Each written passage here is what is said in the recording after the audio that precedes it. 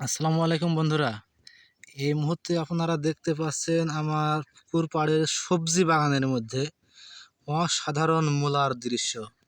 দেখুন কত সুন্দর, মাটির নিচেও যেমন নেমেছে, উপরে ঠিক সেভাবে বের হয়ে এসেছে অনেক বড়ভাবে। দেখতে মনে হচ্ছে কিছুটা ব্যাঙের ছাতা অর্থাৎ মাশরুমের মতো সাদা, তবুও এটা আমার পুকুর পাড়ের সবজি বাগানের মূলার গাছ। একদম গাছের নিচ দিয়ে ভিডিও ধারণ করা হচ্ছে। আশা করি আপনাদের বেশ ভালোই লাগবে আমার এই সুন্দর মূলা দেখে। আসলে এক চালান মূলা শেষ হয়ে গেল, পুনরায় আবারও মূলার বীজ বপন করতে হবে। তাই মূলা তোলার পর জায়গাটা পরিষ্কার করলাম, একটু পরে দেখাচ্ছি।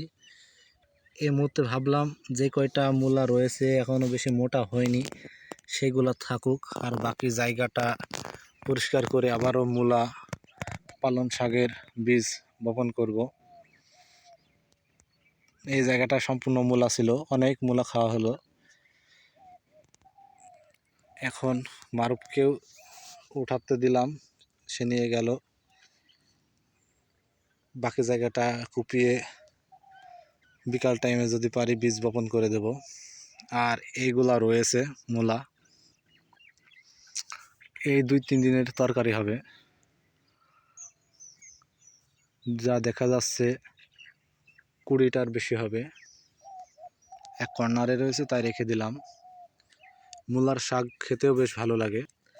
দেখুন একদম মূলা গাছের নিচ দিয়ে ভিডিও ধারণ করছিলাম, বেশ ভালোই লাগছে, সুন্দর এই দৃশ্য।